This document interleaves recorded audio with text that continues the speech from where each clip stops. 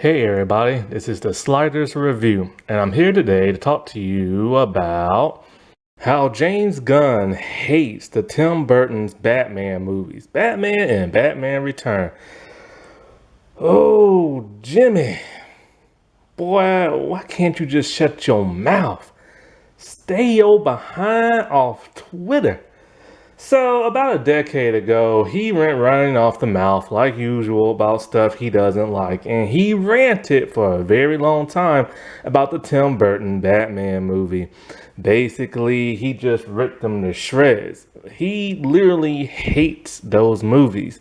He said they're badly written. He said that they're campy. He thinks it's stupid that the Bat Mask can't turn his neck, or Batman can't turn his neck, so therefore the Bat Mask, can't twist and turn. He even ripped on Jack Nicholson's Joker makeup and everything and prosthetics. He also ripped the music soundtrack.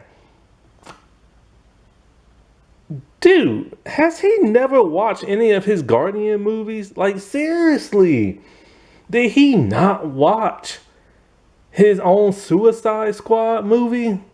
So he has no room to say something's campy. All right, the dude is a giant man child. Now, I've said this before. I do not hate James Gunn. I just don't like the fact that he made those pedo jokes. I will never be down for that. Never. That is some weird, creepy mess. And yes, there are videos of him making those nasty, disgusting jokes. And I have seen one of those videos and stuff. It is very disgusting.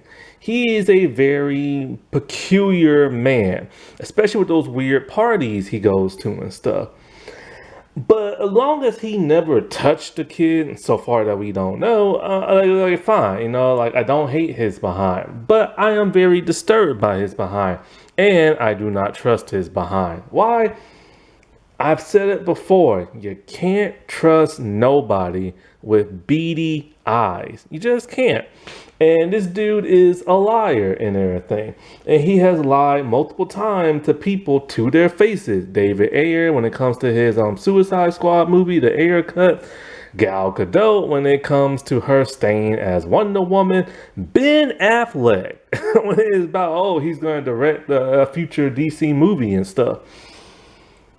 And let's not forget, The Flash is the greatest superhero movie he ever saw. Now, I said this before. I think that was David Zaslav that made him say that. But I don't trust him, and I don't trust that other man who nobody seems to remember his name. Peter Safran or something like that. But, I take issue with him disliking the Tim Burton Batman movies.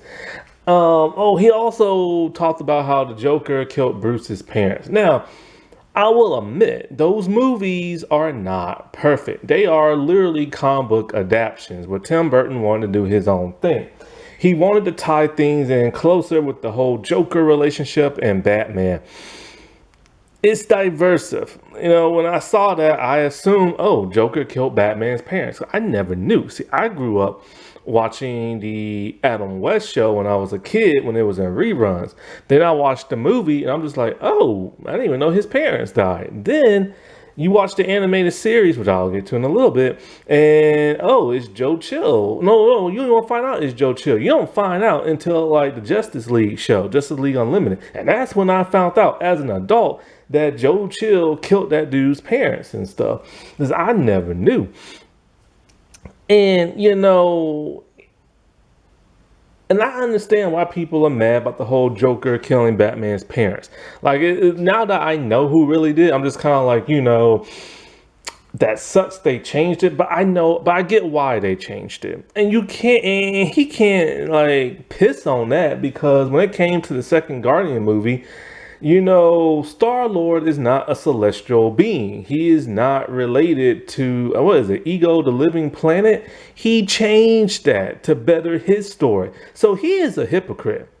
He is a literal hypocrite. And this is why I don't trust anything that man says. He is a literal liar and everything. And, in terms of it being campy, first of all, Adam West Batman was campy. Joe Schumacher Batman was campy. Batman was campy at some point in time in the comics in the, what was it, 70s or 80s or something like that. There have been a couple of campy animated series and stuff. Brave and the Bold Batman. So, in the Tim Burton movie didn't have that much camp. They were really dark and grim.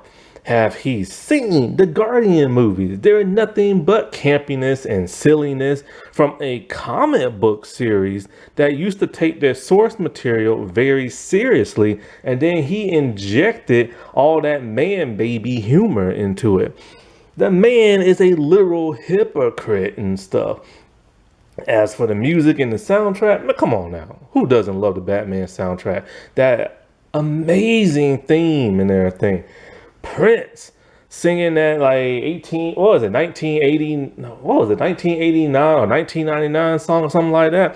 Like, that is awesome. And it was original for the Tim Burton movie.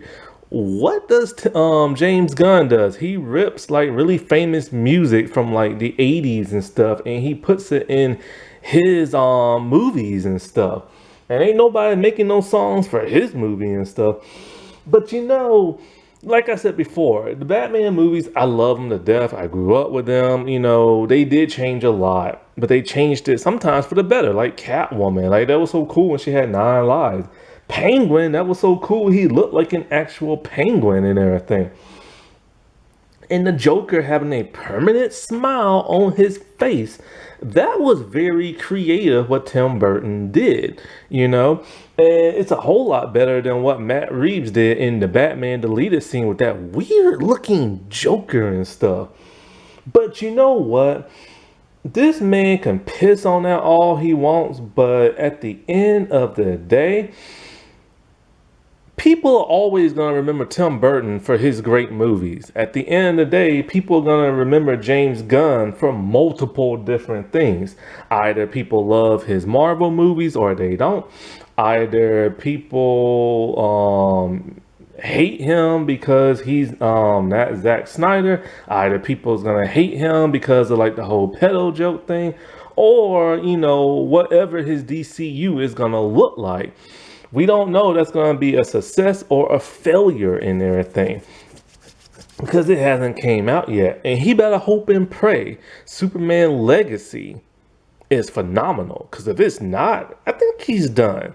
Like, if Superman Legacy does not perform the way it needs to, I think DC is going to be done with him and everything, because Brightburn did not do well at the box office.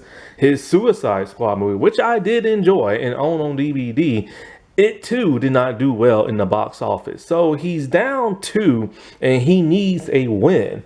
And he stated that Blue Beetle, even though he did not make Blue Beetle, was the first like movie of the DCU. That movie just now bombed. And the so-called Flash, once again, he did not do. It bombed big time. But when it comes to him, he is responsible for the end credit scenes in all these movies that are recently coming out. The Flash, all this other crap, so it can tie in to whatever new continuity the DCU has to be because of Ezra Miller being Ezra and everything. Ezra changed so freaking much in the DCEU that they literally had to like film so many different end credit scenes just to tie it into whatever James Gunn is about to do. And when it comes to the Tim Burton Batman movies, we would never ever have had Batman the Animated Series. Still to this day, the greatest Batman adaptation of anything, especially whether it be animation or live action. It is truly the holy grail of Batmanism. And it has reshaped the way other people do stuff. The Tim Burton movies literally led to the live action 1990 Flash series being more darker. It led the Ninja Turtles live action movies to take away the campiness of the 80s cartoon and go back to its dark, gritty roots. If it was not for Batman the Animated Series, we would have never had Disney Gargoyles on TV. If it wasn't for Batman Batman the Animated Series, we would have never had that one season of Ninja Turtles that was on CBS cartoon mornings, Saturday mornings, where they had like the red sky and their design took more mature look from that of the movies. If it wasn't for Batman the Animated Series, we would have never had the DCAU, for crying out loud. No Batman Beyond, no Superman cartoon, no Justice League cartoon. We would have never had none of those great DC animated movies that we have had. So many people have tried to emulate the Batman animated series, and even in their like directed movies, like Batman Under the Red Hood. They literally tried to be Batman the Animated Series. And of course, none of that would have happened if it wasn't for Tim Burton's Batman. We would have never had a Harley Quinn. Somebody James Gunn is obsessed with, and Margot Robbie, if it was not for that cartoon and Paul Dini. So I don't know where this man hate comes from. I can understand that like people don't like how characters got redesigned and their personalities were different. Yeah, that is something to gripe about and everything. Like how Bruce Wayne is kind of manic and kind of weird and stuff like that. That's kind of weird and bizarre. I don't know why he did what he did, but he did because he's Tim Burton. You know what I'm saying?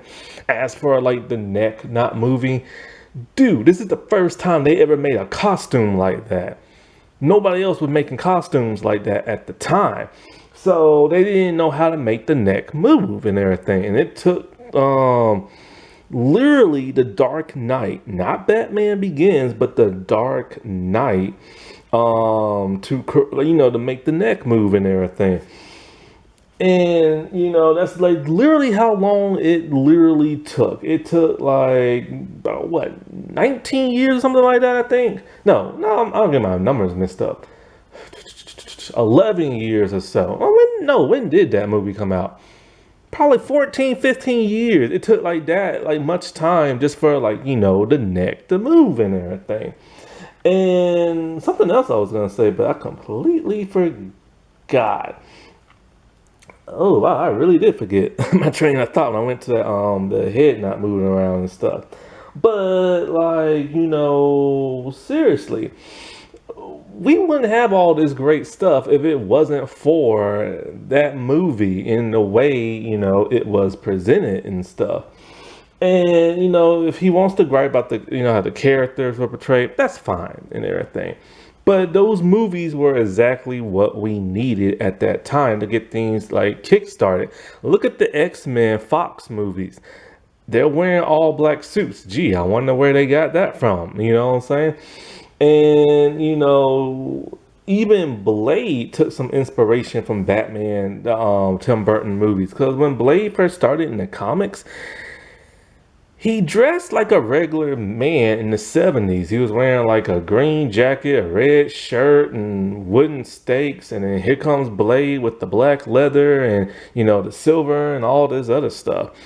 And, I just don't understand James Gunn sometimes. Like, how he can go on a huge rant like that, but then be so hypocritical when his stuff mirrors it at times, Because what does his Guardian movies have to show? I don't like those movies. I've said this many times before. I just don't. I like the dance off at the end of the first one. That's about it. I like Mantis. That's it. I like Baby Groot. That's it. And his movies have only spun one animated series that got canceled after like one season. Whereas the Tim Burton Batman movie spawned multiple cartoon series. So whatever. This man's a little jackass in the box. Oh, and I completely forgot. He goes on to make fun of Michael Keaton's Batman voice. Michael Keaton's Batman voice was sweet. It was like he altered it just a slightly to where it's a little smoky, a little dark, but still sounded like himself. It was a million times better than Christian Bale's Batman voice. I mean, seriously, man. I don't understand what this man was like on when he went on this rant. And the Michael Keaton Batman voice is what helped Kevin Conroy come up with his Batman voice, and then Will Friedle to come up with his Batman Beyond voice. Seriously, was this man on when he was like talking or tweeting or whatever? I mean, he's the one who wants to bring in a 50-something-year-old Batman just so he can have a kid Robin in the form of Damian Wayne. And we all know why he wants to bring in a kid Robin into his franchise. Similar to what he did to Groot, killing the adult version off and creating a baby, then kid, then teen version. Because, like, if you watch Groot over the progression of the Guardian movies and the rest of the MCU movies, as adorable as Baby Groot was, he became a bit bizarre, especially his last iteration with the adult body and the little like teenage baby head and everything. And we all know he loves making those type of jokes and everything, if you know what I mean. Alrighty, well, I'll talk to y'all later. Bye.